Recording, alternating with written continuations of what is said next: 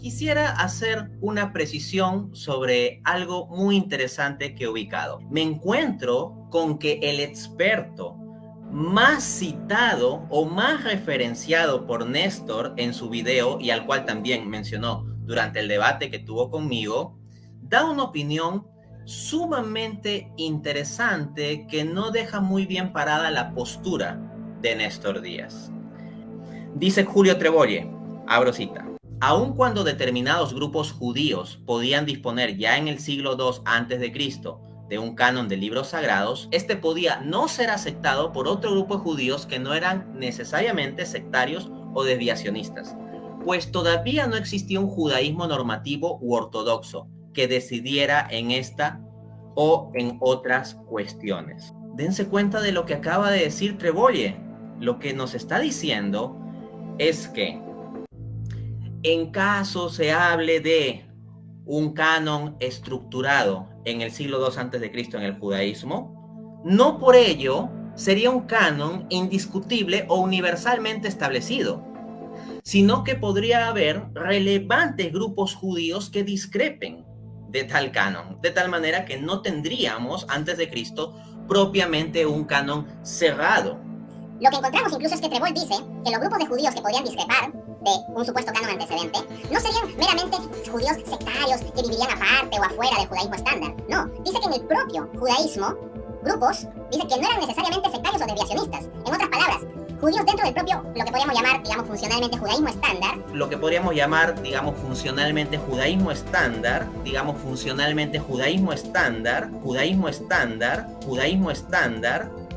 podrían estar aceptando una lista más larga de documentos que la que luego, digamos, adoptaría el judaísmo rabínico y que seguirían los protestantes. El segundo proceso es el de la construcción de una lista de libros canónicos, o constitución de una lista de libros canónicos. Así pues, la línea divisoria que marca un antes y un después en la historia del canon, al igual que la del judaísmo, no parece haber sido tanto la de la restauración macabea, sino más bien la de la nueva restauración llevada a cabo por la corriente farisea a finales del siglo I y comienzos del siglo II después de Cristo. Pero, mucha atención aquí, amigos, cito Trevolle, pero no había, estrictamente hablando, un canon reconocido universalmente.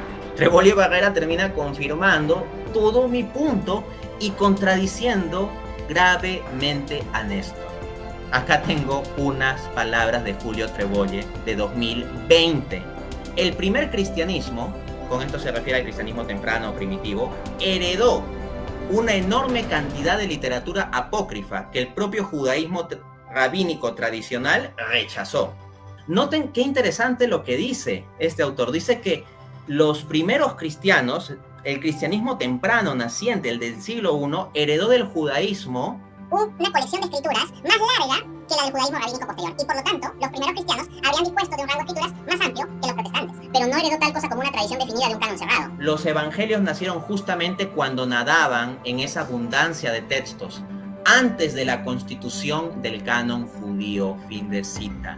¿Tiene Dante la razón o ha malinterpretado la fuente? ¿Ha citado correctamente a Trevolle? ¿O ha omitido deliberadamente las citas con el fin de hacerla encajar con su postura? ¿Está realizando un análisis honestamente intelectual o está mostrando un sesgo cognitivo? ¿Domina bien las líneas de investigación actuales respecto al canon o simplemente las ignora porque se haya desfasado en el conocimiento de las mismas? ¿Confunde o está confundido? ¿Implica la pluralidad de opiniones en el judaísmo respecto al canon la negación de un canon cerrado? ¿Conoce las posiciones recientes de Trevolle?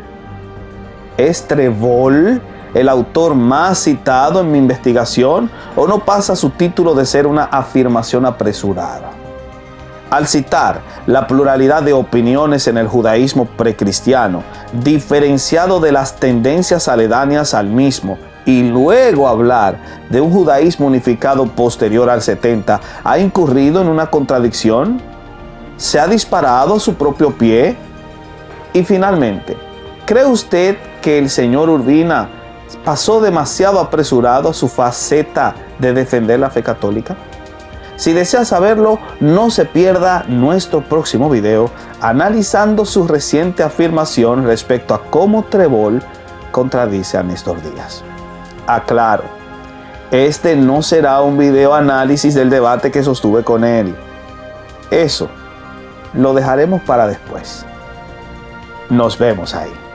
Así que chao, que tengo compromisos de conquista.